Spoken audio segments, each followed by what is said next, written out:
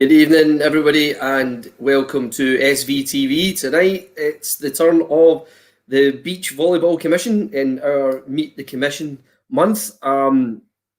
We had an excellent exchange last week on Thursday with the Coaches Commission, and this is our next stage stint in the series with the Beach Commission. This is going to be one of our busiest broadcasts this evening.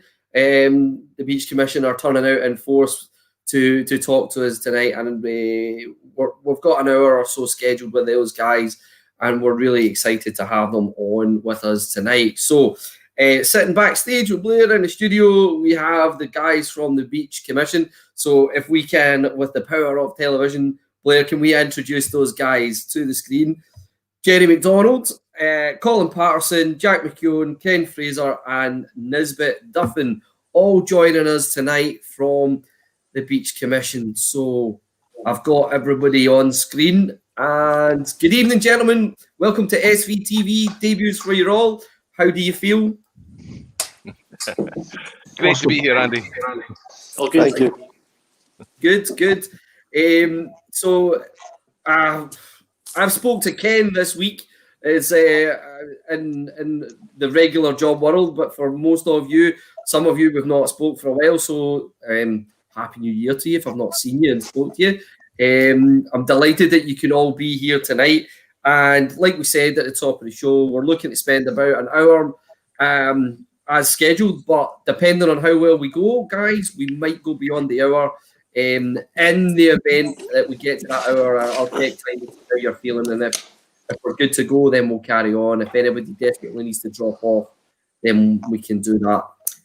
Jerry, you were mentioning a couple others who might be joining us. Is it just Jamie Salvin? Jamie Salvin, yeah, that'll be the only one. Stuart can't make it tonight, so I think that's 1, 2, 3. Yeah, so Jamie's coming in from work, and Stuart's got another commitment, so that's where we're at. So we're familiar with Jamie coming in off his dinner, so we'll give him leeway. He came in last week. He came into the referees one, and he didn't have his dinner, and he was trying to eat whilst dodging my questioning. So we'll allow him with that. Well, listen, fellas, thanks for joining us. Here we go. We're going to get right in about it. Now, I've got some questions, but as we are live, what we're hoping is that the viewers will pop up some questions on the Facebook or the YouTube channel, and as they start to flood in, based on the conversation how it's going, we'll get them up and we'll around there.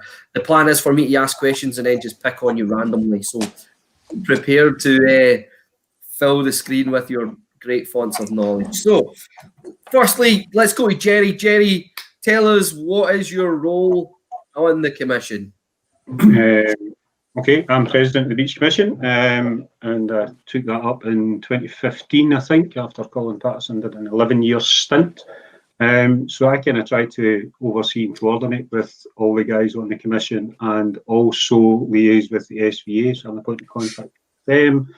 Sit in the PMG, Performance Management Group. I sit on the chair of commissions as well, and kind of just try to keep it all together with the scheduling and getting sand into everybody's veins.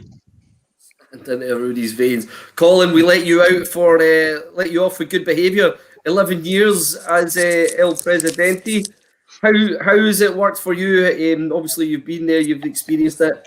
What's it like being on a commission? Yeah, I mean, a great bunch of people.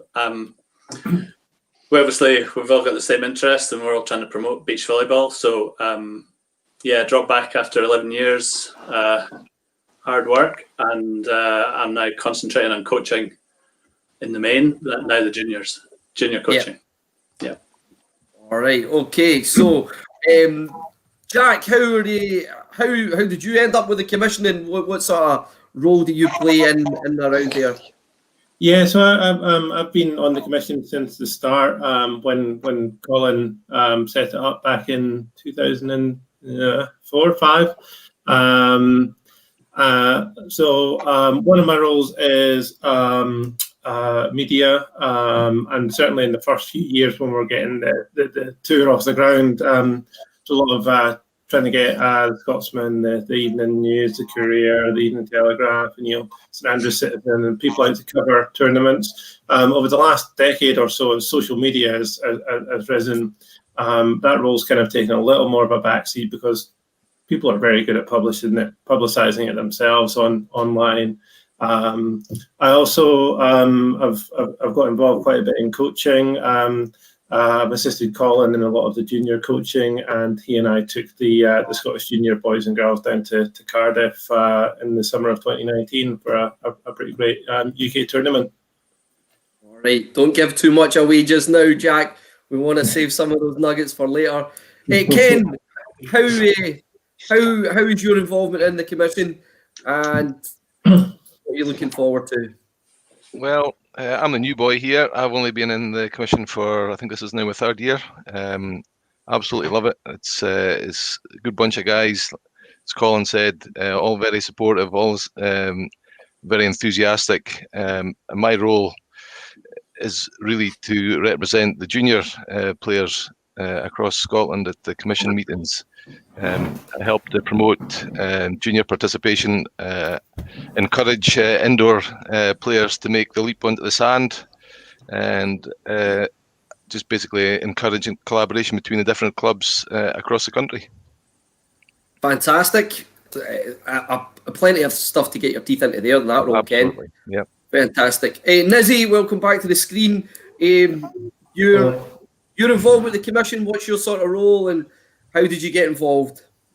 Years and years ago with Mr. Colin Patterson.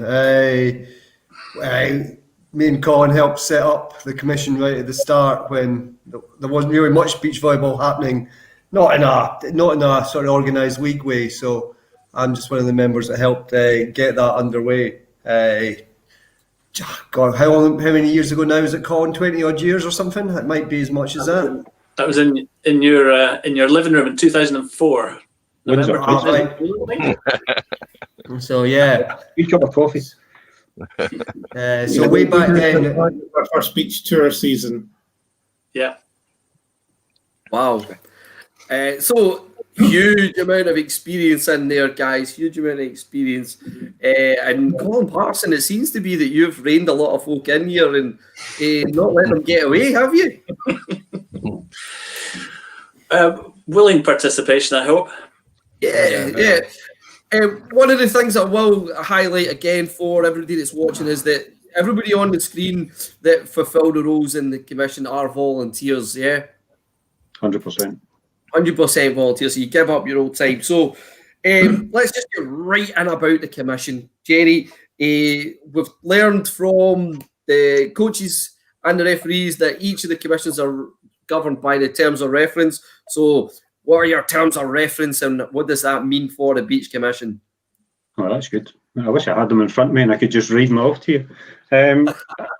Let me come back to you on that one, Andy, because I don't have the ones in front of us just now. You don't have. All right, okay. Well, Right, what's the main function then, Jerry? Just The main function of the Beach Commission is to essentially facilitate the availability of beach volleyball to the volleyball community and general public of Scotland, and schedule tour dates as we've developed over the years, and obviously instigate some sort of coaching and refereeing associations with other commissions, and generally promote it as best we can with the facilities that we have. Right. Again, there's a nice wee segue in there with the facilities we have. What sort of facilities are we working with when we're talking about this strand of volleyball, Jerry? What do you need to do beach volleyball? Or what are we talking about? You're talking about the facilities we have. We're talking about what the sites that we play on. Okay, so we've got, Scotland's surrounded by sand, and we have sand. Sand everywhere. However, what you've got to do is you've got to look at the geographical state and how people can get to it, and then the equipment they require, which is standard, is a standard outdoor set of nets, usually by Sports Set, although there are others available. We have currently there are two permanent sets of posts down at Portobello Beach, which is held by Edinburgh Beach Volleyball Club. The commission holds what we classify as tour posts, which we can erect and obviously give us a tour standard set of courts as well. Essentially, what happens for beach is you turn up with your net, you stick it in the it sticks in the sand, and you get your ball out, and you have a game. That's how simple as that. The unfortunate thing we don't have is that we don't have a covered facility as yet. We do have some inland facilities, but they're not covered. And that's something that, from the Commission's perspective, we've been speaking about, certainly for the development of athletes that have to train throughout the winter months, because we are in Scotland. Although there are some Bampots that we're playing during December, which is fair play. You do need a covered facility, I would say. Unfortunately, we don't have that just now, but it's been worked on dutifully over the last probably 5 years now, maybe 6, trying to get things together on that. But that's something that's coordinated predominantly by the office, and the Commission can throw its tuppence worth in there. But there's a lot of money involved in that side of things, and the Commission doesn't have that. You've mentioned the dreaded funding. We'll cover some of that stuff later on. So each person has a role to fulfil from the committee, the Commission, to get beach volleyball on the go. As you're such a large group, what's the pitfalls of having such a large group when you're trying to work together to make the Beach Commission work? So let's just get a quick spread of the geography of where we're at and how it works. So Jerry, where are you based? I'm Fife, Dunfermline. Fife. Colin, you're in St Andrews. Jack, where are you? I'm up in Dundee. Dundee. Ken? West of Aberdeen. West of Aberdeen. And finally, Nizzy? Edinburgh. Wow. So you guys are all spread about. Caldy is in the west, West Coast, somewhere Ayrshire. Yeah. And James Salvin is Perth. Yeah. So we've got the length and breadth of Scotland. How do you guys get together? How often do you meet, and how do you meet? Zoom. Pretty much like this. Zoom. Yeah. Zoom. There has been occasions over the years where we used to all pile into former members' house. Colin McGinley used to put on a great spread, and we would all pile into Mark Inch. But then, as time progressed and people were coming from further afield, it was more reliable to have everything going online. So we set up Zoom calls or webinars or whatever it was. We were Cisco systems, whatever it was we were using back then, and then comms were going through either Messenger or text, or people picked up their phone and had a chat. Yeah. I mean, I can't underpin how important just picking up the phone is and talking to one another right now. It's very important. So that's great. So you stay in regular contact. You work away in the background, which is great. COVID hit, guys. COVID hit and it decimated us. How did you guys get through that? Let's just go with Jack. Your perspective of what happened when COVID hit us. Yeah, so COVID started pretty much last March was when we had the lockdown, 13th or 14th of March. And obviously it affected the whole world. And it started just when we would normally be hitting the sand with the spring weather and starting to train. But one of the silver linings is that when things eased up over the summer, beach volleyball, with a few restrictions, was one of the sports that was allowed to reconvene. So we weren't able to have a Scottish tour this summer, but regional clubs such as Colin and I run St Andrews Beach Volleyball Club, and Ken runs a club in Aberdeen, and there's Edinburgh and West Coast clubs as well. They were able to at least get out and train on a sunny day, which, given how grim COVID has been, is people need a sporting outlet, and to be able to get out on the sand and play for an afternoon during the summer was a real privilege. And I think, as you alluded to, there's a few crazy people in the Edinburgh area who I believe have been out in December as well, making the most of the 3 hours of daylight that we get at that time of year. So that's been really heartening, and what's been obviously a pretty terrible time for sport in general. Yeah, there you go. It's Nuvalk Juniors, or the brave souls that took to the Baltic conditions and went right out and did a camp 28th to the 30th. So fair play to you guys. Obviously, Colin, COVID hit.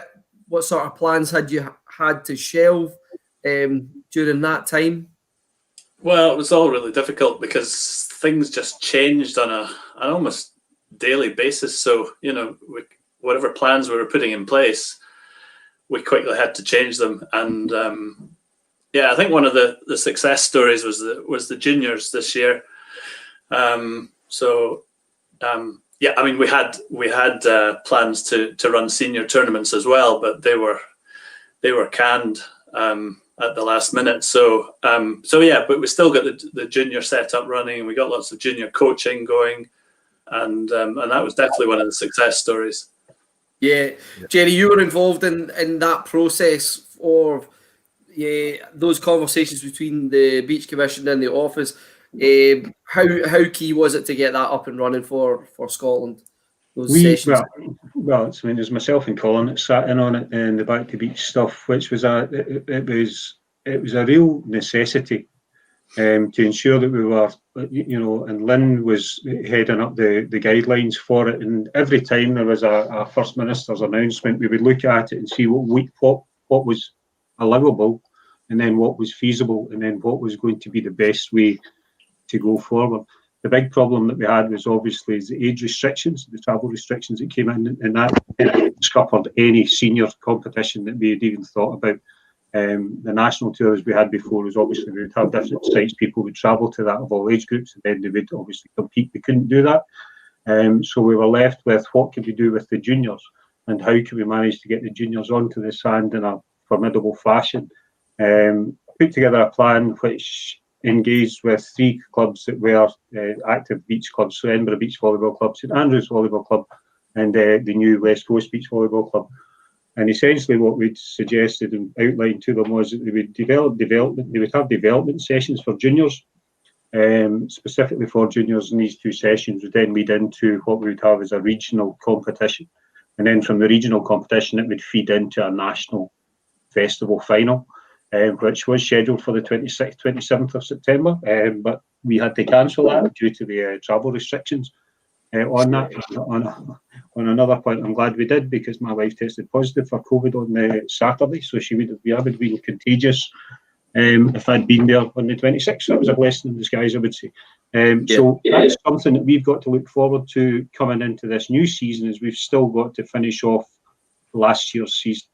Numbers wise, there was a great pickup from the West Coast, great pickup from St Andrews, and great pickup in Edinburgh. And the kids, the kids were travelling down from Aberdeen to St Andrews, and they were wanting to have a competition. Everybody was wanting to have a competition, but unfortunately, we just couldn't do it. It was not allowable to have kids transported in multiple cars or same cars. So that was it, and it was a good decision. Yeah. I think what we're saying is the message that we're giving there is everything that we're doing is to be as safe as possible in this COVID time. So the right decisions were made, albeit that they were incredibly hard, incredibly tough, considering how far down the road we were with planning and moving things along. Nisbet, I want to come to you because earlier on Jack alluded to sort of activity.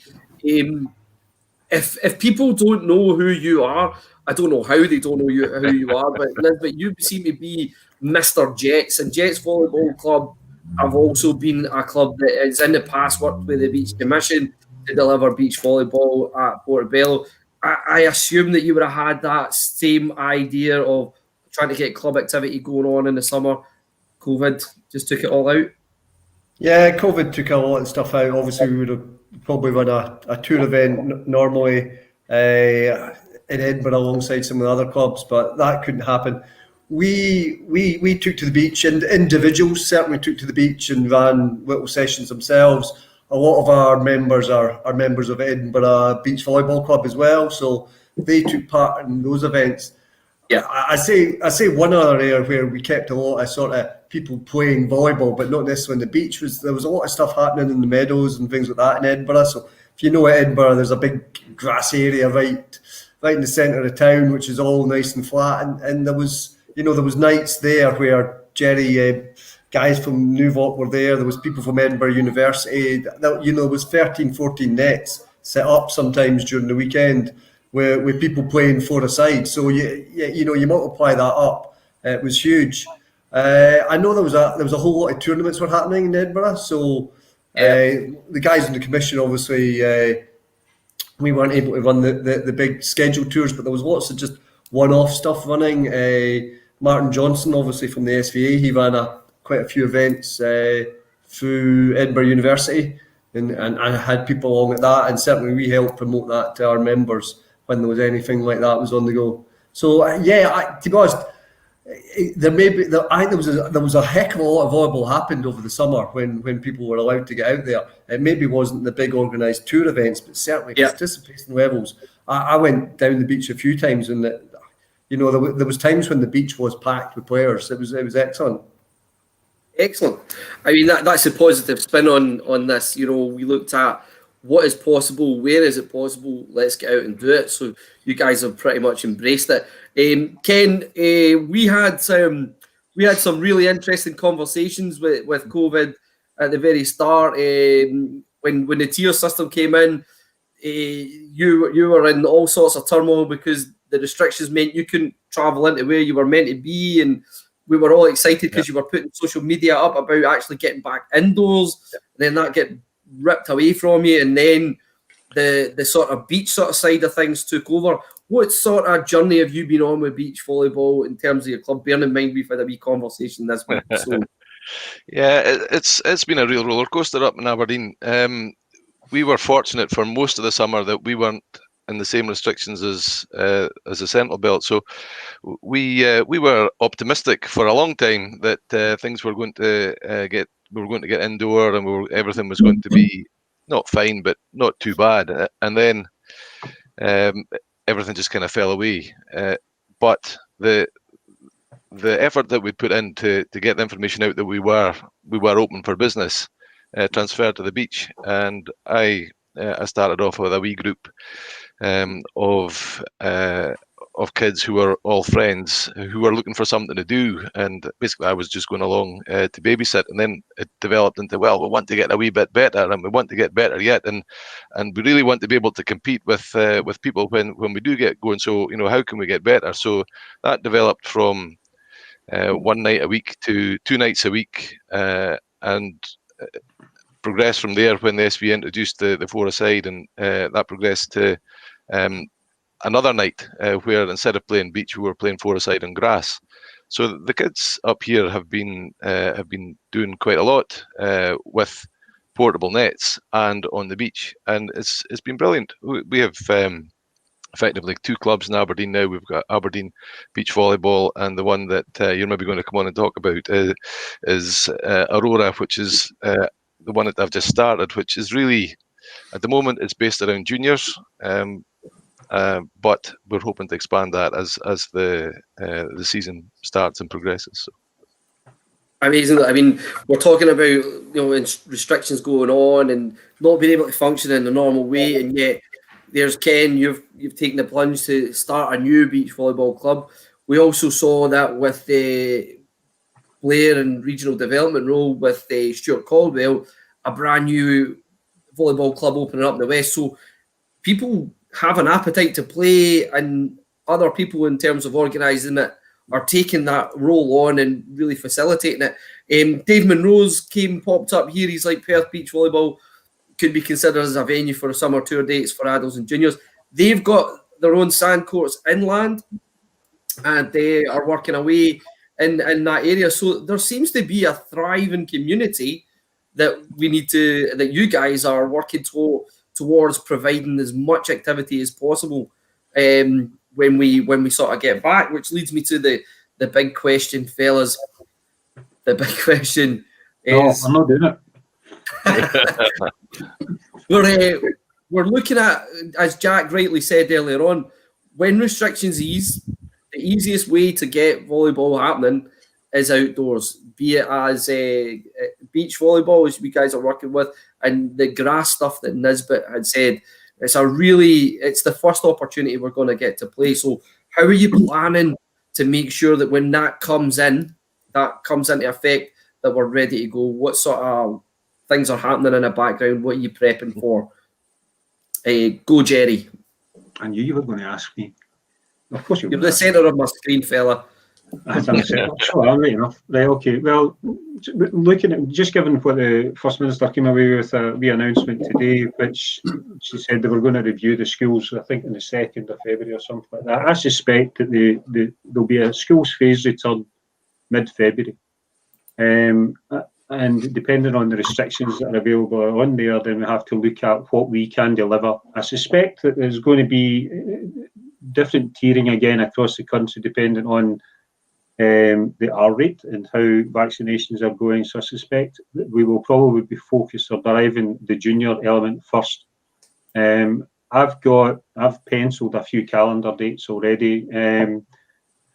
22nd of February, which is not that far away actually, would be encourage local clubs to run training and development sessions to return that. And then if we phase through into March, which is probably going to be a more probable allowable sort of statement for the seniors or over 18s from a competition within restricted areas, we would probably look at doing club-led competitions for seniors and juniors. The Easter weekend, which is on the 2nd and 3rd and 4th of April, I think. Try to run the junior festival finals from last year to sort of kickstart that. And then as we progress into April, hopefully things will become a wee bit less frantic, building on district comps delivered by clubs in different areas of the country, so not necessarily a national tour, but it'll all feed into a national framework or a national finals framework, where people will be allowed to travel from different areas to compete. But most of the stuff, I think we've got to look at splitting it. Junior side of things, we've got Sticks in the Sand for the national junior training, which will be running St Andrews, and that will be kicking off in April. And then as the summer progresses, there's talk of UK Beach Tour 5-star event coming in. There's talk of reduced 3-star possibly in Edinburgh and one in the West Coast. We've got the Commonwealth Games qualifiers to slot in. So these are all dates that are there are areas of the calendar already set aside for that. From the tour point of view, I think what we have to look at is we have to look at building it locally into district and then into national framework. That's kind of where we're at just now. Hence the reason why the guys that are sitting on the commission, if you look at it, we've got guys coming down from Aberdeen into St Andrews into Dundee. There'll be Perth as well. David Monroe, I've messaged you already. And then springing into the Central Belt and then moving across to the West Coast, where we've got two fantastic beaches, both in Ayr and Troon. So if people want to play, there's plenty of opportunities, and we just have to make it easy enough for everybody to get involved in it. That's the plan. Get more club. The clubs already run the tour dates, but we want to have more clubs involved on the ground, whether it be on grass or whether it be on sand. Getting people out and just getting involved in that sort of outdoor competition, I think, is going to be a great thing. Perfect. Colin, you're going to have hopefully a busy summer in terms of St Andrews Beach Club, and we've already spoke about the way that the regional structure has. What sort of how do you guys link with those clubs and support them to deliver their tournaments? Because I took the trip with the family and I stayed outside the bubble because I wasn't included in that activity, so I went as purely a family spectator down to the day at Troon, and the West Coast was absolutely buzzing. If Emily Hamilton's messaged in, she was there on that day. West Coast was thriving too. So many new people to the game, which was great to see. The day was fantastic. So there was regional sort of that regional approach with clubs, Colin. It's going to be key to get it back. You're busy planning for that? Absolutely. I mean, we'll be getting together in the next couple of weeks, I would imagine, to thrash out the details. But the idea is to play regionally, locally, as long as the restrictions are in place, and then when the tier levels go down to tier 3, tier 2, tier 1, then we can start doing national competitions in line with the restrictions lifting. I think this year we've talked about this. We need to remain flexible though. So if one area suddenly goes up a tier and then they can't travel, then we need to review the situation as we go along. I think we need to just be flexible and not be too disappointed if things take a bad turn down the line. But as long as we're putting plans in place, and this is what we'd love to do, here's the perfect situation. We just need to be flexible as we go along through the summer. Yep. Yeah, 100%. I think the approach that we need, that's a very sensible approach that we need to be taking for all sorts of volleyball, but certainly as our hopefully primary focus at coming back, we want to get something happening. And we've had success. We've had some real great success. Those tournament and those training days that you guys in the clublands have facilitated, fantastic. Ken, your guys up at Aurora, which seemed to be flooding social media with a weekly update, and I think the guys that were in the Central Belt were looking at that going, man, I wish we were out playing. So you've got a real good platform to promote what you're doing. Jerry, we touched a little bit about the senior tour. Yep. And we know that the more the government talk and progresses down this path to, man, dare I say the word normality? How are you feeling about planning and putting a calendar in place for a senior tour? So as I said just a couple of minutes ago, Andy, it's going to be we're looking primarily to get the clubs engaged first on the ground. So, for example, you would have West Coast developing their club genre, then you would have clubs in Edinburgh, so you would have Edinburgh Beach Volleyball Club, Edinburgh University Volleyball Club, Newvalk Jets. You would have, Linlithgow Hornets, all these guys collaborating to put together a structure. We can deliver that, and we can show them how to set up the structure for the leagues and set up the structure for the competitions. So allow the clubs to get their feet on the sand. And then with the feed-in from that, so we'll obviously structure some sort of leagues or competition format. And then with the structure behind that, that would feed into a national grid. And the national grid, obviously, people would get, relevant points that would then satisfy rankings when it comes to a national tour event, where people will be allowed to travel from Aberdeen down to Troon, or from Troon across to Edinburgh, or whatever way we've got to look at it. So I think that's where we've got to be. And realistically, I would hope that would probably happen maybe about June, July, But given the fantastic weather we're guaranteed up until December the 23rd this year, I think we should be having a final on the 24th when it's going to be snow and sleet in Aberdeen. And the suggested beach is going to be Lunan Bay because it's high tide. And a hike with Sherpa tension. Ken did mention to me earlier this week when we had a conversation about Aurora about how difficult it is to navigate the tides. And the Labradors. So far, so good with that. So let's just we talked about a little bit earlier about how Colin seems to gather in these volunteers and has had them for a long time. Let's talk about the evolution of this product, right? Because we've got a fabulous product in beach volleyball. Colin, I remember packing a minibus right back in the glory days, the very first one, George Square at left. There was no partisan. It was a minibus. It was filled with surrogati. It was filled with Mets. It was or Blantyre. It was filled with anybody that could pay up and get on that bus. And we trekked through to Edinburgh and we played, and the prizes was a coconut and a pineapple. Day one, day dot, we all got through and we loved it. We're still going. What's it been like, that evolutionary journey for us? And what's changed from day one to where we're at now? Yeah, sorry? It's a big question for you, fella. Big question, yeah. I mean, there was, to be honest, at day one, there was a lot of enthusiasm. There was no expectation, a lot of enthusiasm. So, yeah, a lot of people came out of the woodwork and said, "What's this sport?" And a lot of people quickly found that it's a little bit like indoor volleyball, but not significantly like indoor volleyball. So a lot of indoor players had quite a lot of difficulty trying to play against people that had actually played beach before. But you know, it was all a new thing to Scotland, so all a learning experience. And now there are a lot of experienced players on the sand, and yeah, we're now playing internationally. You know, it's evolved that way. The number of international opportunities has increased. We've now got a junior national program to feed that senior program. So yeah, absolutely. It started with an acorn, and it's growing arms and legs at the moment.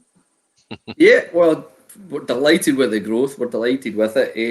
You sort of segued into that sort of pathway question that I was going to have for you. So you've highlighted the opportunities for juniors, which Ken is taking up the mantle for, and the sort of clubs that are working have put these junior pathways on, with the idea of moving up the ladder to what you said was like the performance sort of element of the sport.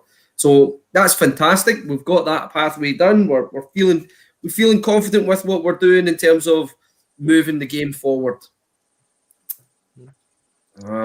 Yes. Yes. I'm hoping that's a resounding yes. I'm looking at Nizzy. I'm like, say yes, Nizzy. I'll say for yes. Let's just pick on Nizzy and Jack here, and not so much Colin. He was there at the start. Nizzy, Jack, you guys played indoors for a bit, and then you've slowly but surely made that sort of transition onto the beach. Nizzy, I think you've been back and forward. And Always. Have you got a favourite indoor or beach? Let me call you on that one first, Nizzy. Indoor or beach? What's the weather? that's the factor. What's fair weather? Beach is brilliant, when you've got a nice day on the beach, it's a really brilliant social thing, and you get a good mix of folk, and who doesn't like just chatting to pals, playing a game of volleyball? It's brilliant. So I love doing that, and it's why we organise a lot of these events, is because we get a chance to catch up with folk. But I still love it indoors as well. So yeah, depends the time of year. I switch and swap.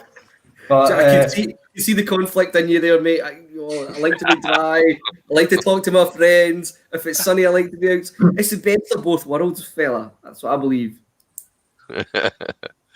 Jack, how about you? Indoor or beach?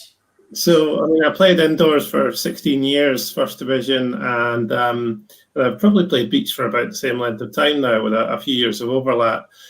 Beach is now my first love.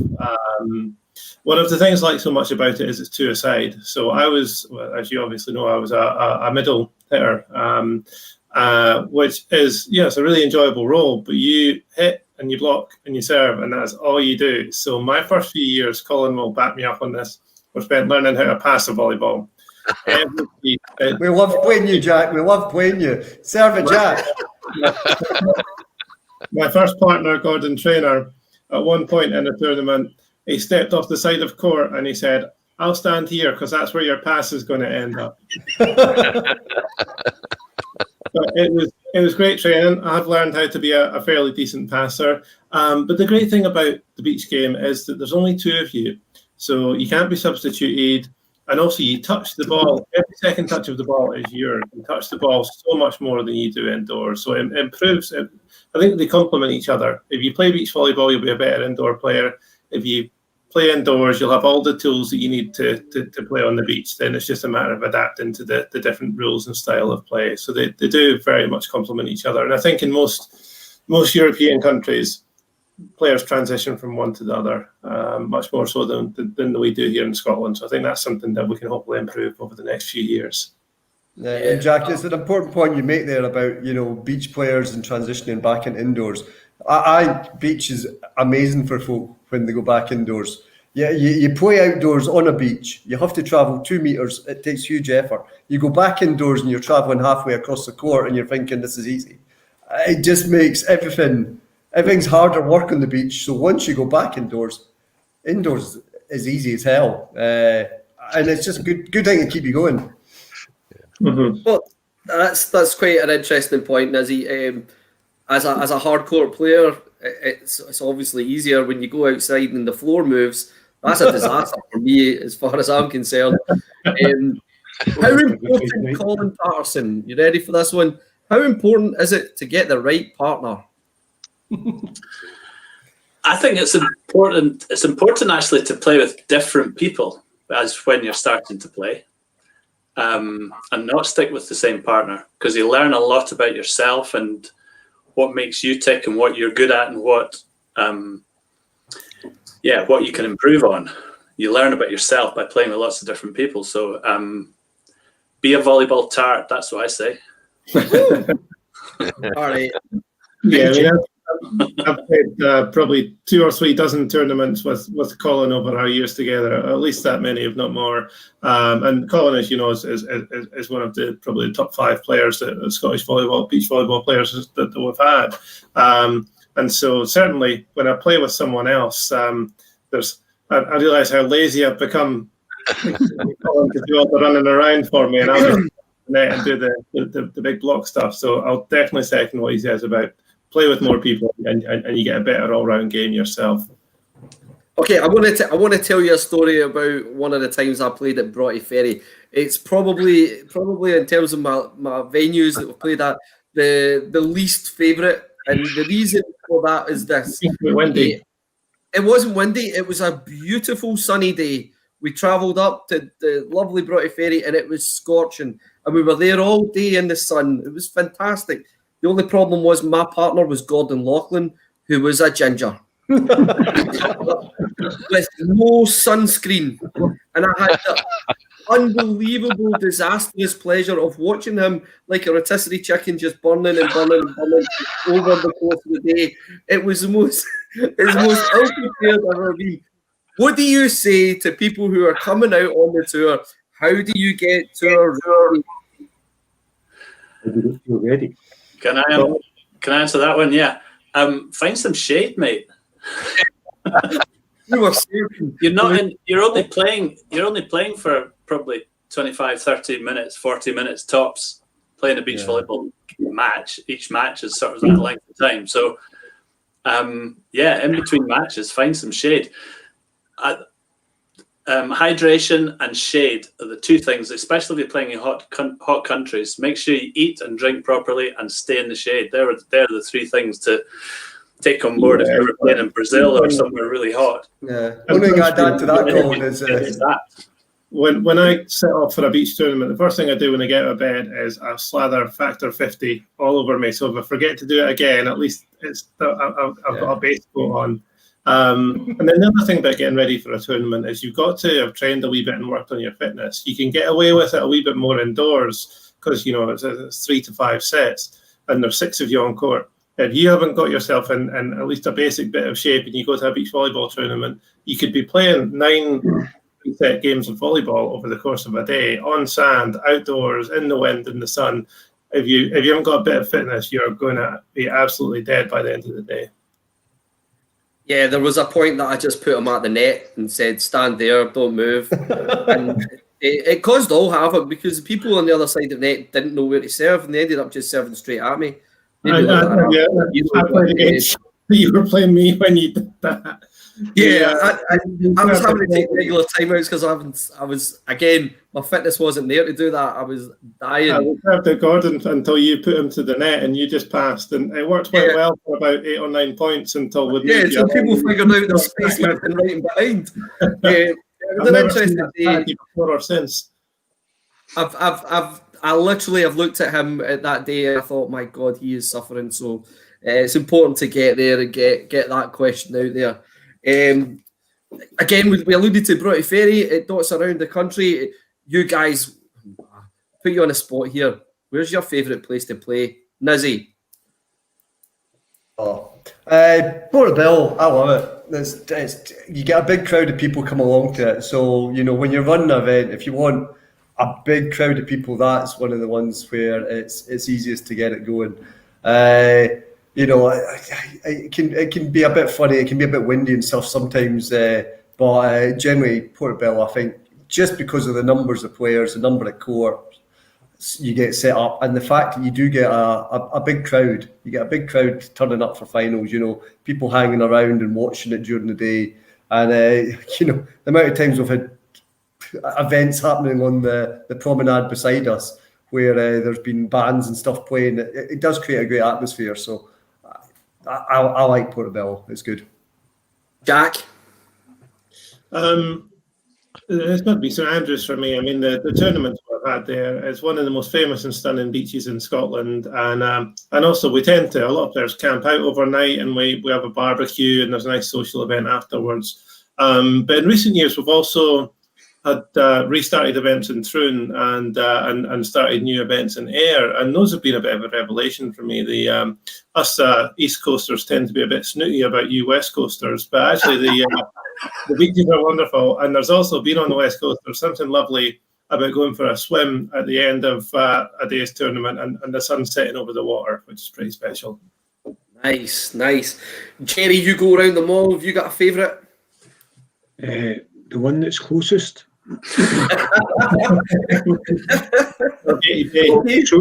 So we've not actually had a tournament at Aberdare Beach, but I think next year we probably will. No. I think we had a festival before. We had a beach festival there once. I think that from a getting to ease point of view, then I would actually say that the best beach for running a tournament is either Ayr. I think probably Ayr is my favourite for the sands because it is super flat and it's super easy to deal with. Troon is a very good beach because you've got a good wee shop.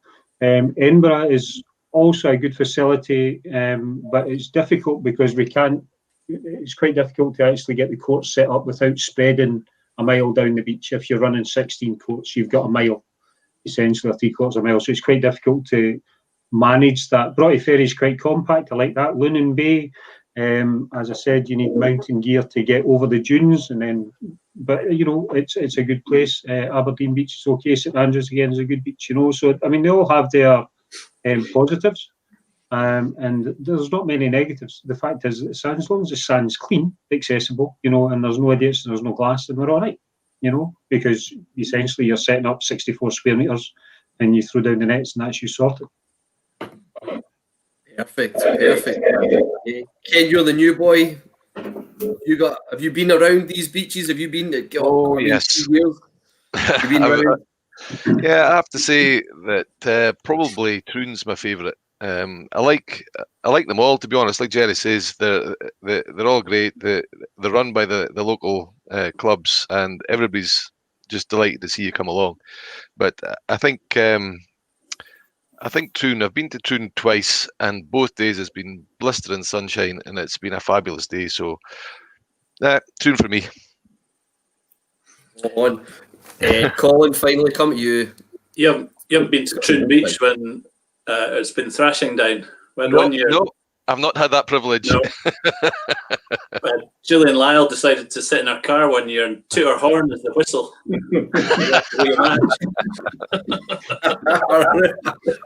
2009, I think it was.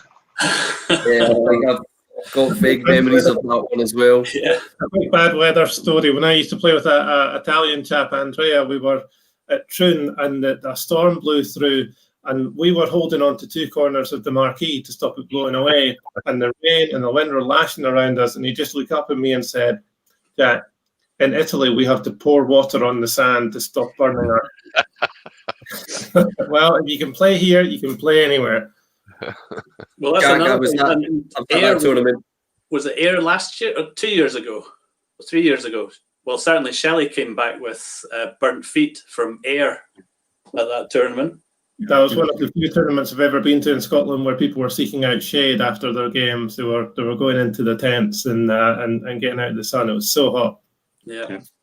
Brilliant. Well, we love those days. Those days are the glory days, which is great.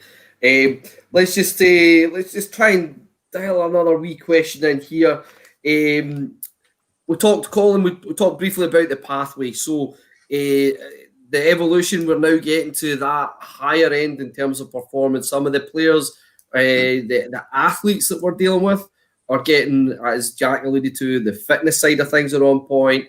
They're now seeking out higher level competition. They're playing at national and international level. So How good has that been, that sort of international travel and going to tournaments, been for us as a whole, and how is that impacted with the commission? Yeah, I mean, that's been fantastic. That's more the remit of the performance management group, though. So although we don't have that much input into the performance side of things, because there is a different group for that. But we're obviously, we have knowledge of beach volleyball, so we do help with that side of things, but it's not actually in our remit, I don't think. But we've got Ben Pipes, who's been helping us recently on the senior performance, on the performance side, certainly on the senior side. So yeah, looking forward to this year. It's a key year for us. We've talked about how it's going to be coming back, but we're also talking about trying to push performance. The athletes that have been with us, that have came through the tour, are now going abroad. So one of the questions that's came in from Katie Barbar, if I can have Katie's question just now. Is it on the screen? Yep, there we go. Katie's asking, will there be any CV tournaments lined up for this year? Guys, have we got any plans for that? In Scotland. In Scotland, I think she's asking, because there will be CUV tournaments, but that'll be in Europe. So the higher level competitions, from what I've had filtered in from the office, is there is plans to have a UK 5-star. There's plans to have an SCA, Small Countries Association, and then you've got a Commonwealth Games qualifier. It's all in the pipeline, but again, that's office led.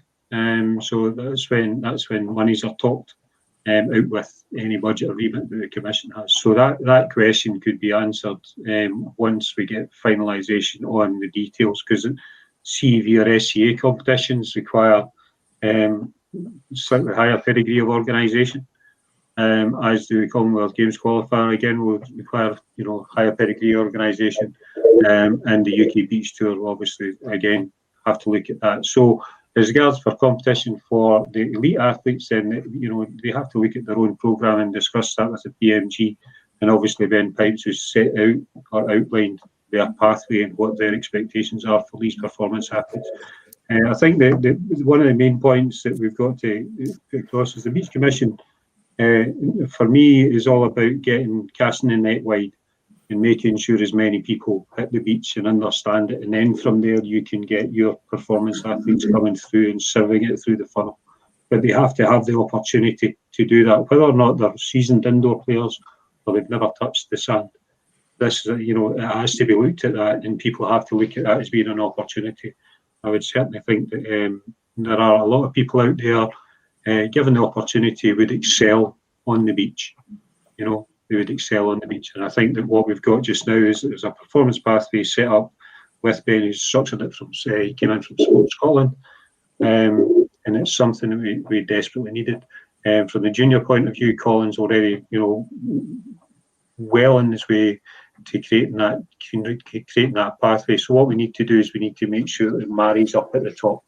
I know that we're still looking to get, I believe, coaches appointed for the senior operation. Again, that's something that the office is working on. So that's kind of where we're at. We've done a lot, since we started in 2004. It's certainly come leaps and bounds, and I think that this particular season, or this what we've got here, is that we're going to see a lot more clubs engaging. And then from there, we will see indoor players who have never come to the beach, enjoying themselves. And, that might be the route for them. I'm just trying to filter through here. There was a question that's came in on my phone. If you were to give indoor athletes the inspirational information to try beach and get involved, what sort of message would it be from the commission to try and get those indoor athletes to go and say, indoor season's finished, it's now time to roll straight into the beach season? What would you say to those guys? Obviously, you talked about that's the aspiration, try and get more folk from indoor game on the beach. So what would you say to them, Jerry? Well, but I would say that if you're wanting to maintain your fitness, you want to improve your agility and your ball awareness and your contact with the ball, then beach is a place to do it. 100%. The expectations is 30%. You'll use 30% more energy in doing the same thing on beach or on sand as you do indoors. Indoors, you've got 6 players that are covering 81 square metres. Outdoor on the beach, you've got 2 players covering 64 square metres. Do the maths. You're covering 32 square metres instead of 13 square metres. So you'll get fit. And it will really be covering the lot. Well, you were covering 64, well, probably about 63 square metres, Andy. Easy now. If I'm explaining now, it'd be 60. Like. It'd be about 60, exactly. But I think that people, you know, if you've got kids and you want to exhaust them, you take them for a walk on the beach. You don't take them for a walk in the park because they are expending more energy doing that. You know, and I think that's what people have got to look at. You know, and what we've found, and certainly from the transition, having looked after the New Vault girls and taking them, and then I'm saying, right, okay, we're going to the beach. The difference between their awareness, their agility, and certainly their passing is incredible. From 3 months on the beach and then they go back indoors because their fitness levels off the scale. So you're not starting at a standing start. You're actually in the game and your eyes on the ball. So that would be what I would say for indoor players. Take it to the stand and see how it goes. Can I just echo that? I mean, if beach volleyball is a fantastic sport in itself, but even if you're purely an indoor volleyball enthusiast, you should come and play beach volleyball because it'll improve your game hugely. Your fitness wise, your reading of the game, every respect, you will improve your indoor game. If that's your thing, come and play beach volleyball just to improve your indoor game, and you'll come and play and you'll get the bug. So it's a win-win. And right now, when you can't even get into a sports hall, why aren't you on the beach? Yeah, that right there's a great point, Colin. You know, if you love volleyball, why are you not playing and finding a way? I think any indoor player that's toying with the idea or is curious about beach, speak to a great indoor player that you know and respect that has tried beach and has discovered that they're good at it. I mean, speak to Barry McGuigan and Graham Riddle, speak to Stuart Caldwell, speak to Katie Barber, Cathy Smythe, Rachel Morrison, speak to some of these great indoor players that have put effort into becoming good at beach and have become excellent at it, and ask what they like about beach. Speak to the people that you look up to in the sport, and they'll tell you why they enjoy playing beach. I mean, I'm all about that shared experience. Part of what Nizzy said was the whole social element of it. He goes down the beach, he gets to talk to people. That's the exact same thing that we're talking about for indoor players. If you're curious about it, talk to people, go do it. I mean, you'll have a great time regardless of the weather, because volleyball it's fun to be there. One of the things that we've noticed in Jerry, I think you mentioned it earlier, is the UK Beach Tour and their tour dates. We've seen a couple of our partners go down and play on the tour. Do you think we'll get to the stage where our tour will attract some players from down south up to play in our tour?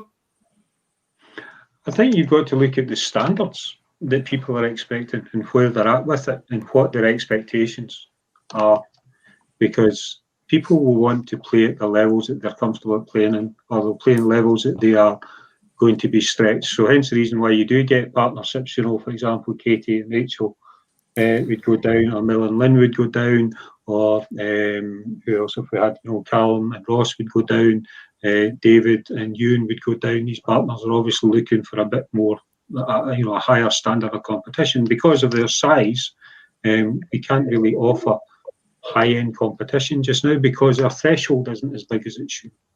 You know, we are in our infancy as regards beach goes, because we're only 14, 15 years, whereas beach down south has been going for 30, 40 years, 40 years plus. More than that. We also had, when, for example, we had the Urban Beach Tour rocked up and did Princess Street, it was amazing. It was a great exposure, and you did have guys from down south coming up because it was a great opportunity. And these are guys that are, guys and girls who, on the tour, people have befriended, and they will travel because it's going to be a good gig. I think that collaborations in the future, you need to dip your toe and see what it's like. I think that the conversations that were held last year are continuing for this year.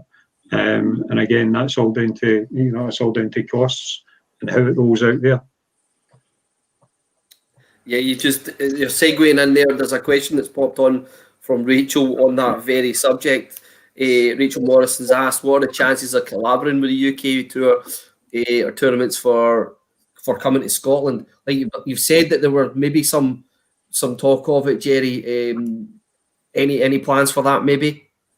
Well, the conversation's already started. The conversation's already in place where you've got, as far as I'm aware, you've got clubs that already said that they were going to be available. So West Coast and Edinburgh Beach Volleyball Club have both said that they would be willing to host a lower star event, and the office themselves have said they would underwrite a 5-star event, because that's an expensive operation. It's an expensive operation, as no doubt you've been privy to the conversations in the office, you'll understand that. So I think it's all down to, it's down to cost and what we can then expect to gain from that, and what would be best for beach volleyball in Scotland. The opportunity to play beach volleyball has to be increased. Profile events are great, and they attract people, but how do you maximise that? And how do you get that rolling through? Because if you haven't got the people on the ground and you haven't got the clubs in operation and you don't have people allowing themselves to get access to these facilities, then all the hard work goes astray, because you can't actually get them on the sand. So it's one of those, it's a catch-22. The more people that are involved in beats and the more opportunity you've got to increase the level, then the more likelihood is you're going to get better players and performance coming through, without our players having to go down south to actually reach competition. But that's just the nature of the beast just now.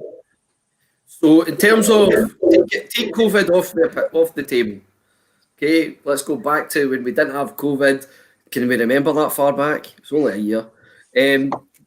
If I was a new player coming to the tour and said I'm signing up for everything, what would that look like for me? Me and a partner. How many tournaments? Traveling round. What sort of exposure would I get? Colin. Well, take COVID out of the equation. I mean, previous years we've had 7 or 8 national events. So you would send your entry in. Rock up at 9:45 and 9:30 register, 9:45 players meeting, 10 o'clock for first ball served, and off you go. Probably your first time around, you might enter Division 2 just to get a feel of what the standard's like. If you haven't played beach much at all, then that's probably the place for you to start with. And then you go in, you win Division 2. You go, I fancy this Division 1, right? Let's get stuck in, enter Division 1, and see how far you get. Maybe get some. You see a coaching course down the next weekend, so you get involved in that. You get some coaching off some of the players in your local club. Get a bit better, and then enter the next tournament. Crack on. Yeah, we usually have about 7-8 tournaments over the course of a summer. So you've got kind of one a fortnight over the course of the summer, and they're all held. There's, as we've alluded to, there's St Andrews, Portobello, 2 West Coast ones, Broughty Ferry and Aberdeen. So they're all over Scotland. One of the nice additions to it that's been kind of done by local clubs as well is the main tournament takes place all day on a Saturday, and particularly in Edinburgh and St Andrews, there's often a mixed event on Sunday where it's still 2-a-side and boys play with girls, and it's not an official part of the tour, but it's a lot of fun. It's a good chance for you to pick up a player of a different gender, and it changes the game in subtle ways. And it was supposed to be a fun thing, but it's actually become as competitive as the main tournament, as most of the players who've been involved will tell you. Yeah, again, I guess, Jack, what you're just reiterating is Jerry's message about the work of the commission spreading that net as wide and as far, and it seems like you've worked on a plan to drive that participation catch and provide a product that still entertains, our more experienced beach players, that provides them with that challenge. So, planning for you guys, your Gene Bruce straight in there. Don't forget the 4v4 mix for us oldies. Come on, Gene. We're all over that. All over that. Just to sort of, you know, expand on what Jack's saying there, is that you've got your single gender tour or single gender pairs on the Saturday, and then on the Sundays, Jack's saying you've got your 2v2 opportunities and 4v4 and rec sessions that are available. You know, so it depends. So that attracts that attracts different people along as well. That attracts totally district players that just want to do 4v4 and have a wee shot in the beach. So I think you've got every opportunity to get one of this. You know, but I've just picked up a question there from Yvonne. Yeah, let's have that. Would Scotland be able to host a junior tournament similar to the Cardiff competition? Yes. You can't just say yes, Jerry. Yes, and how? Yes. And Okay. how? And how yeah, we're- Well, that would be talked about before We've COVID already, hit. So we've already got that. Yes. I mean, that's already. Colin knows a lot about it. But we've already spoken at length with the Junior GB tournament organisers and bringing that leg to Scotland. And we've pretty far down the line with discussions where we were pre-COVID lockdowns and stuff. We were actually looking at dates last August, and it would have been held in Ayr. And there was pretty much everything was signed and sealed on that one as regards the logistics of it. Dates were there, and we're hoping to pick that up again for this year. But again, it's all down to the restrictions that are going to be outlined to us, and you know the ability of people to travel. And you know, I'm sure we'll be able to accommodate them all. So yes, Yvonne, that's already on the horizon as it was last year. I mean, we were privy to some of those conversations, working with the guys in the office. Blair, pretty much he's messaged me straight away saying there's not much that COVID hasn't killed for us this year. And Yvonne, I would say that we were pretty far down the line on that. But we're hoping that we can resurrect that when we finally get some sort of return to our sport and some normality in there. I've clocked the time when, as per usual, we've hit that hour mark and went beyond tonight. So is everybody happy just to continue? There's a couple of wee bits and pieces just flooding in. can I say one thing about opportunities for juniors? Yeah, Colin, fire in. So yeah, the British Junior Beach Volleyball Championships that was held in Cardiff for the past few years. Yes, we're looking at hosting that, and that's an opportunity for juniors to get selected for and to play in. There's also junior tournaments on the tour. So you know, pre-COVID there were quite a few junior tournaments at the senior, alongside the senior events. Also things like Youth Commonwealth Games. That was a huge target, which we Jenny Lee and Emma Waldy were selected for at that time. We went to the Bahamas, so that's a you know, these are huge opportunities for juniors as well. So any juniors out there watching, come and get involved. Yeah, what a carrot. What an absolute carrot. You know, get involved and you work hard, take the time to learn from coaches, and who knows, you might get whipped away to the Bahamas. Next one's Trinidad and Tobago, I believe. Oh no. Well, It'll be raining. That'll also be a tough place to go. What a terrible shift. Yeah, I mean, again, thinking back to the very beginning of those days, Colin, it was a far cry from where we're at. There's a Nuvok comment coming in here as well. They've just highlighted yet another opportunity for beach volleyball, which is the International Children's Game. So I've worked on that on an indoor side of things, and I know that in Edinburgh they've worked on the International Children's Games from a beach volleyball point of view. So that's another avenue if you are a junior to get involved and represent internationally. Jack, do you think we missed out by having these opportunities when we were younger players? I mean, without a doubt. I mean, it's the same in the indoor game, Andy. When we're within a year or two of each other in age, and when we were young, there weren't the opportunities that there are for indoor players now. I mean, it's much easier for indoor players to go and play abroad than it was, and it's really nice to see that starting to flow out of the beach game as well now. I mean, you want the next generation of players to have opportunities that you didn't get yourself. So it's really nice that we're starting to get these things coming along. Yep. Let's go with Ken here. Ken, we're talking about that pathway and the opportunities. You're beginning to go down this route and offering beach volleyball up in Aberdeen. How excited are you about the prospect of giving the community that opportunity to play some beach and start that pathway? Beach is a fabulous opportunity for kids. As people have said before, it's 2-on-2, so it's you and your partner. So you're very much part of the team. You're half of the team. So you have to, you work hard. Your partner works hard. You're going to achieve. And there are opportunities to go from Aberdeen to go and join in with the national training opportunities in St Andrews, and then if you improve, you can join. 15, 16-year-old players are playing in the adult national tour because they have the ability.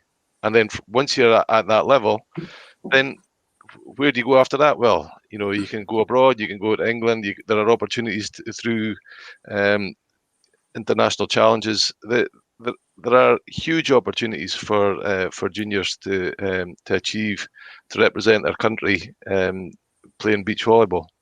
It's just a fabulous opportunity for kids. Fabulous opportunity for adults too. But the pathways that are being generated now for juniors, they're there to be embraced. Come along, join in, see what you can do.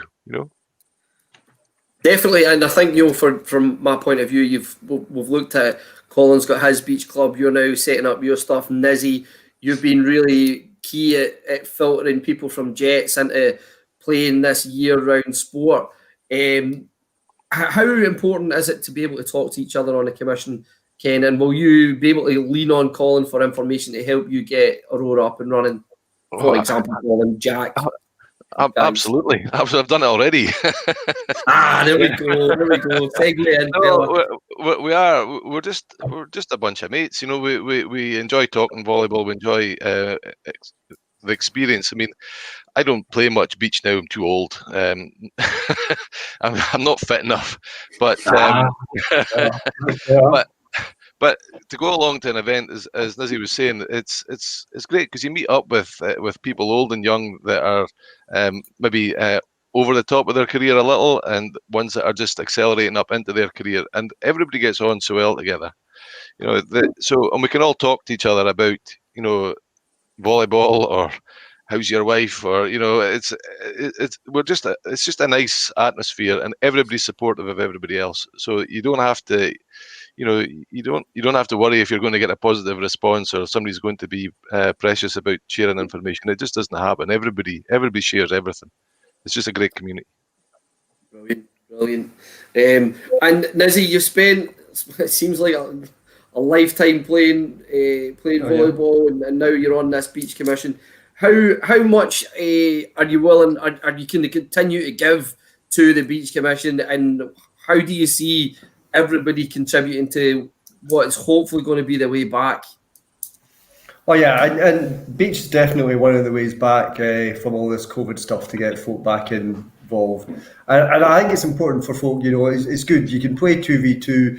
Yeah, you get a couple of pals and you set up a net, and it's easy for folk to get back involved. So I do think it's the gateway back for folk into this.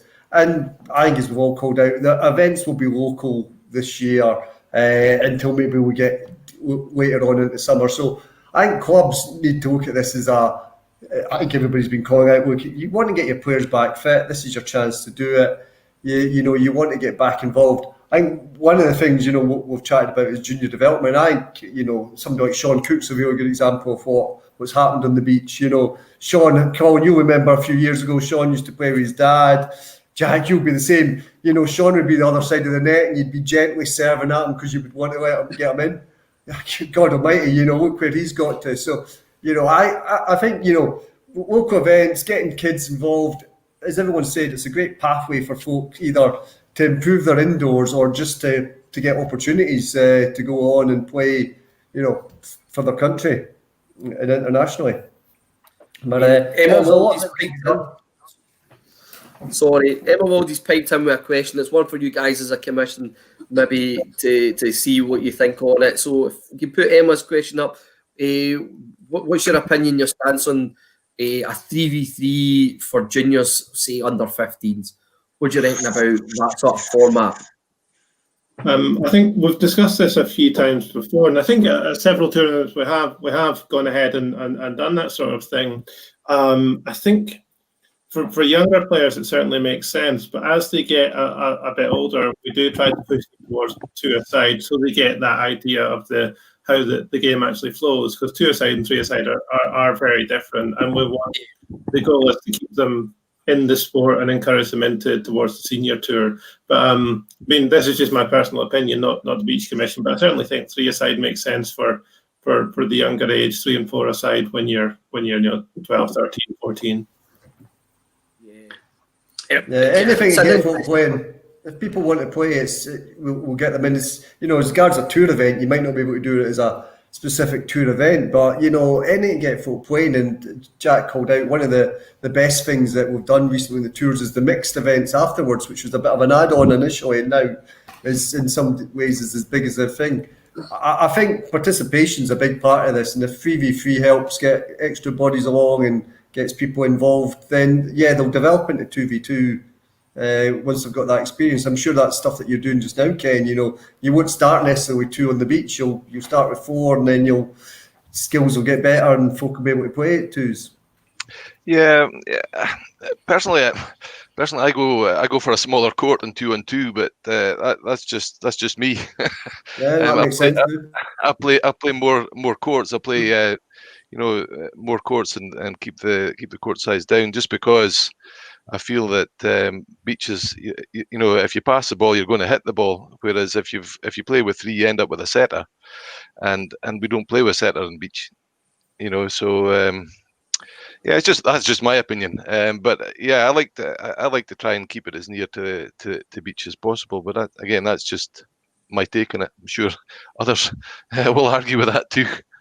Yeah, it does change the game, because you've got a setter at the net probably and 2 passers, so you've gone back to an indoor format already, rather than passing the ball into the middle of the court off the net and then setting onto the net. It does change the feel of the game. But if my feeling is if the standard of the players isn't there, then yes, play 3-4 aside.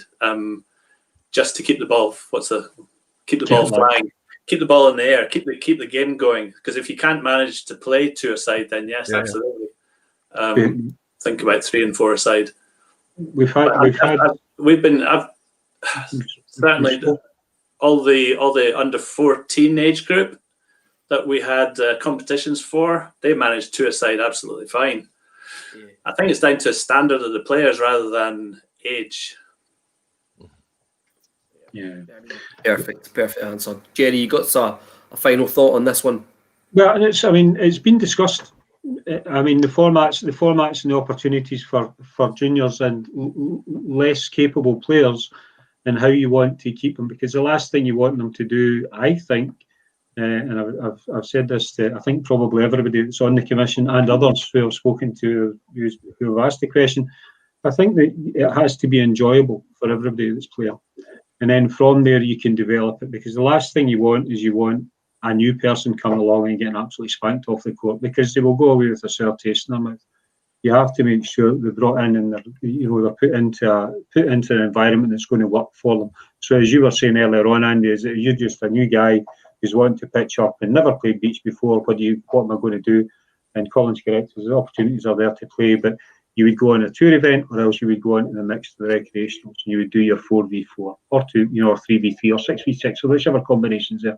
So it's finding opportunities that are suitable for the players and putting that into place, and that's where Beach is so adaptable, because we don't have to restrict ourselves to 3v3 or 2v2 or 4v4 or 6v6, because we can change it, we can chop it up, we can change the size of the court, we can change the number of players on court, all these things are available. So yeah, Emma, good point. 3v3 for under 15s, yeah, it's an option. You could run a tournament on that and see how it goes. So what we're going to do is there's a couple of things. I'm just getting ready to wrap this up, guys, because we're at an hour and 20 minutes. One of the things we're talking about there is making it enjoyable, and certainly from my point of view, beach volleyball has given me some amazing stories that we reflected on the Gordon Laughlin story. One of the other great memories I have of, again, the early years of playing beach volleyball was Ian Grubb set up beach volleyball in the centre of George Square. I mean, you're not getting any more iconic place in Glasgow than George Square. And I remember seeing people hitting buses with terrible spiking because they weren't used to it. And it was a hilarious day from start to finish. So it's given me some great memories. And again, you don't get those memories unless you go. So who's got something they want to reflect, a wee memory from any part of their beach volleyball journey? Let's go with Jack. Let's put you on the spot, fella. What sticks out to you? What's your favourite moment? Something that you just go to when you think beach? I just love the camaraderie of it. I love turning up. I mean, I always say about when I played indoor, particularly since I'm a motoring journalist, and as soon as I got that job, I never got to be a passenger on the way to a Saturday game again. So, a typical indoor game would be me picking the team up, them falling asleep, me driving them to Kilmarnock, us getting beaten 3-0, and me driving everyone home. With beach, you turn up at 9 o'clock in the morning, 9:30, you're there all day, you play 6 or 7 games of volleyball. When you're not playing, you can go for coffee. You're watching, you're cheering people on, you can watch the girls' game. It's just absolutely fantastic camaraderie. And usually we'll go for a pub meal afterwards, have a burger and a few pints. If we're in St Andrews, we'll maybe camp on the beach. If we're in Edinburgh, usually Callum Stewart puts his bachelor pad up for a party. It's just an absolutely fantastic way to spend your summer. The sport is fantastic, but the people are what make it. Nizzy, have you got a favourite moment? I've got to say, there's a couple of moments. Certainly, one's down Broughty Ferry, which is maybe not the best one, but serving a ball over the net on the same day that they'd cancelled the golf, and I served the ball, and it came backwards at me. So that was certainly a memory I talk about an awful lot. Other times, Colin, you competed in some of the urban tour events, and I was lucky enough to compete in some of the four-side stuff down in the Princes Street Gardens, and that was just spectacular. I work on George Street, which is pretty close to it, and I just remember finishing work, wandering down the hill, and there was folk just sat out in the summer, because I can't remember when it was on, but it was probably just before or just after the sort of Edinburgh Festival sort of stuff was on, and it was just incredible, folk just sitting watching a beach volleyball tournament in the city centre of Edinburgh, and getting to play there was just spectacular with the castle in the background and stuff. So yeah, that's certainly a bit of a memory I've got. Andy, can I just interject? And that there's a question there from Rowan Johnson, which I think is quite a good one. I wouldn't mind quickly having a stab at it if you wouldn't mind popping it up. Yeah, let's have Rowan's question. So what work has been on you go? Yeah, what work has been to help kids and adults who aren't close to a beach to still get the opportunity to compete? Yeah, so most people will be aware we do have the courts in Perth that were set up. But the thing to remember is Scotland has a lot of towns and cities that are quite far from a beach, and we're quite a small sport. So it's really important if you're part of a volleyball club that's not close to a beach and you want to get into the sport, email your council and get all your teammates to email your local council and say, we want some beach volleyball facilities. The SVA and the Beach Commission are there to help. Please go and speak to them. If we get a council coming to us and saying, we'd like to put up a couple of indoor courts in the centre of Glasgow. We've got some funding. How can we go about it? We will help them all day long. So we need people to be activists for the sport and to write to their local councillor and to try and secure funding and write to Sport Scotland and make some noise and really big up the sport. And then we can do everything on our end to help. Can I say one thing? So if you look at where our closest beach is, actually, most of us live not too far from a beach. If in England, if you're living in Newcastle and you want to play a tournament in Bournemouth, you've got a 10 or 12 hour drive ahead of you.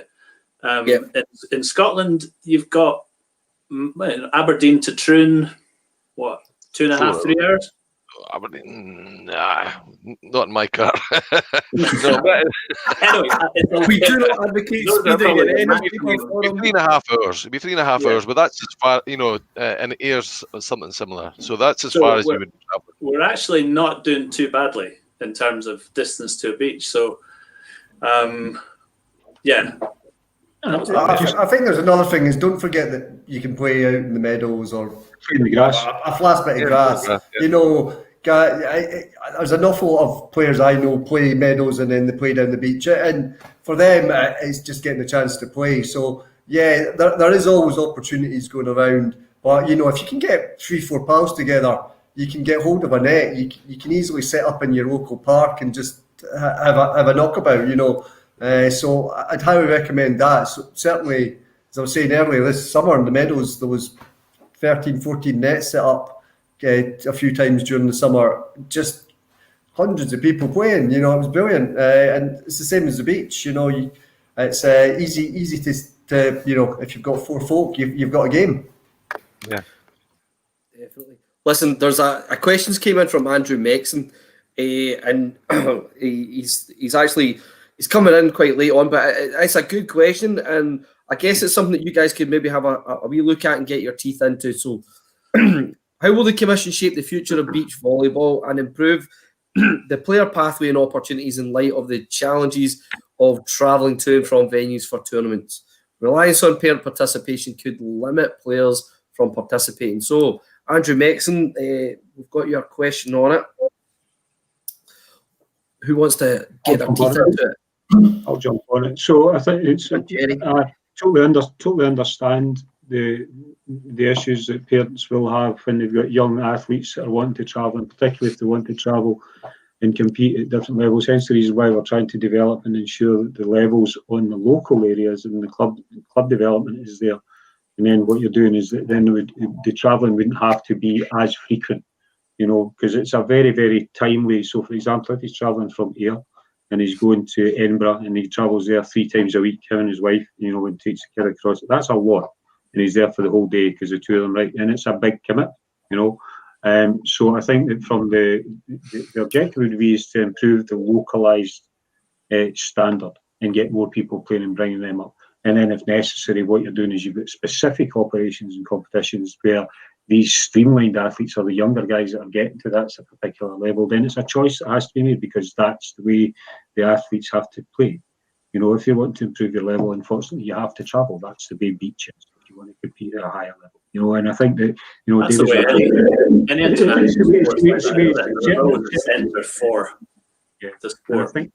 I think that the pathways point of view is, I think you've got to look at how you've got from just now. What we have available to us just now is we've got junior training and junior national format that comes through, and Colin heads that up. The one thing that we have been missing, we had it for the Commonwealth Games where we had coaches assigned to the national team or the national pairings. That's fine, but then we didn't have anything after that.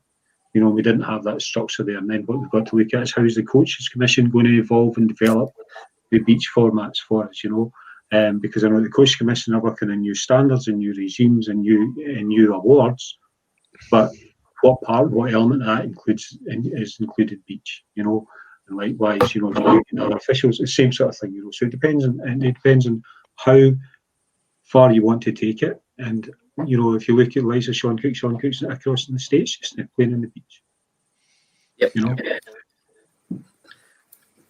A great answer, Jerry. A great answer. I think hopefully, Andrew, that that's given you some insight into what the commission's willing to do and how they're looking at it. He's also made another point, which is a great news story.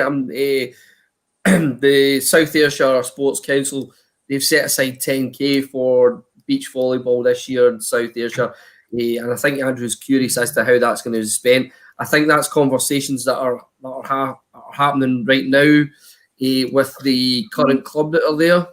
So, Andrew, I think we just need to watch this space in terms of how that spend has progressed.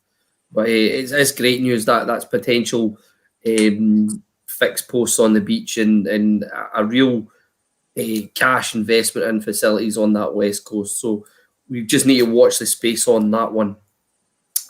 Guys, again, I was on the verge of wrapping us up and bringing us back. Let's say, Colin, have you got a favourite moment?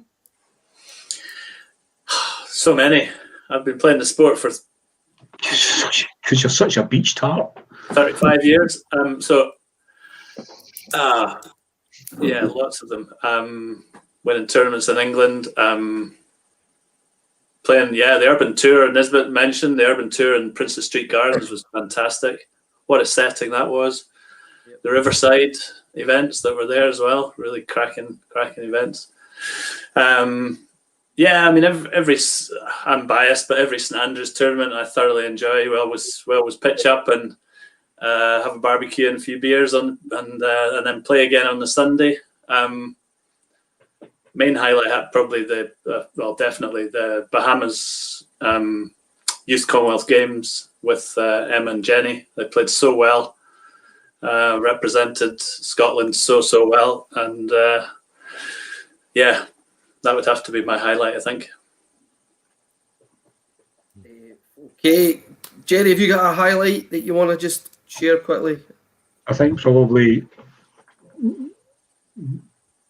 from the organisational point of view, I think when we got the registrations in for Portobello one year and we had to put up 17 courts and we had over 100 plus players of all ages there, and they all enjoyed themselves, and we actually finished on time-ish, but it was a blistering day and everybody loved it. And the other good thing that I think that I find is that when parents come up and say thanks because their kids had such a good time, that means a lot, because you're up at 5 o'clock in the morning, you're knocking your pan and getting the get together, and you've got people turning up and saying thanks for doing this is great. That works for me. Yeah, That works for a lot of folk. Well done. Final point then, just final thought. What's your ambitions for the future from the commission? What do you think? Ambitions? More sticks in the sand. More sticks in the sand. More sticks in the sand. Nizzy, any ambitions? I kind of like Jerry's one, more sticks in the stand. Yeah, certainly. We've got a good participation level. We've got folk who've made it all the way through to Commonwealth Games and stuff. I think that's just amazing. There's people went from playing beach in Portobello to playing the Olympics and Commonwealth Games. What more can you ask for? It's brilliant. Couldn't have said it any better, guys. Margaret Ann has put a wee comment up, and customary that we usually give her around about the last comment. So she's just saying, absolutely brilliant Beach Commission, a very enjoyable discussion. Scottish Volleyball thanks you for your continued commitment, expertise and enthusiasm. Our sport is nothing without volunteers like yourself. That's from Margaret Ann. Guys, out of 34 minutes, we've talked all things beach. We've had a bit of a laugh. How do people get involved with the commission? If they are interested in being part of this, what do they do? How do they do it? Right, so I've got a PO box that they can send fivers to. And, I can give you my PayPal account. Failing that, you can either pick up with any of us on Messenger, or you can email beach@scottishvolleyball.org, and we'll pick it up from there. And there's a wee Rachel and Katie Barber. I've seen some of the photographs on it. I warn you, don't look at it. It's really, really bad for you. But that's how you get in touch. So, I mean, if you've got any, what we're going to be doing is we're going to be getting a general release out to all clubs. and an outline of where we see people can get involved. So it's not necessarily whether they've had beach experience or not. The opportunities are there for them to get involved, putting sticks in the sand, as we say, or even, coordinated sticks in the grass. So yeah, if anybody wants to get in touch, beach@scottishvolleyball.org, or they can message any of us, because you might want to message more locally. So Nisbet will be in Edinburgh, Jackson Dundee, Collins in St Andrews, Ken's up in Aberdeen, I'm in Dunfermline, Stuart's across in Truro-in-Ayr, and Jamie's in Perth. Spot on. There's literally a place near you that you can get involved. If there's anybody from out in the outer Isles and Stornoway and Orkney and stuff like that, I'd love to have a chat with you guys and get stuff going up there as well. To just bring you into the fold, because I think it's a great opportunity for everybody to get involved. So that kind of upper west coast, we don't have much happening up there. So somebody in Oban or Fort William, Stornoway, Thursday, give us a shout. Fantastic. Well, gentlemen, thank you so much for giving such a chunk of time. As Nizzy said at the top of the show, it's not easy doing our day-to-days and being involved in video communication all day, and then coming back on and giving such a chunk of time. And I'll just mirror the words that the CEO Martin has said. Thanks very much for the work that you do. Thanks in advance for the hard work that you're going to put in for getting our sport back. The likelihood is that you guys will be hit first, and we're excited to see the fruits of your labour, and the multiple comments that are on Facebook from parents and players who are really looking forward to getting back, man. Just getting back. It's such a great thing to be looking forward to. So for your evening, thank you very much. What's going to happen now is a Magic of TV. Blair's going to take you backstage, hang out. We'll say I'll do a wrap up of the show, and we'll catch you backstage. Gentlemen, good night. Cheers for that. Thanks, folks. Thank you.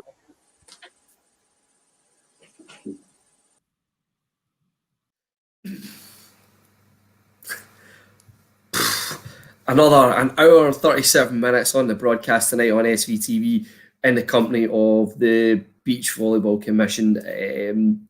Fabulous insight, a wealth of experience. The guys have really... Thanks, Ryan. The guys have really put a shift in tonight, and hopefully what they've done is they've shown the passion and enthusiasm they have for the game. We've highlighted how important we think beach is going to be, and not so much, not just beach, but just the outdoor environment. Scottish Volleyball, we've been working hard to get the guidance right to make sure that we can come back, and hopefully when the restrictions are eased off again, this will be the place to go. So if you're missing the indoor game, if you're missing volleyball, outdoors is where it's going to be. Beach volleyball and the work that the Commission do will help you do that.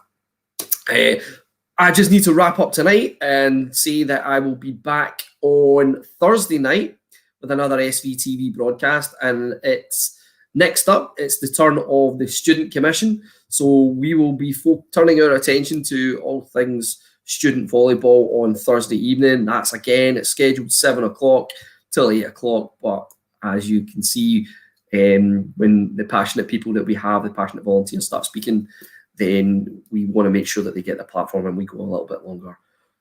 I've enjoyed it. I hope you have too. I will now say goodbye.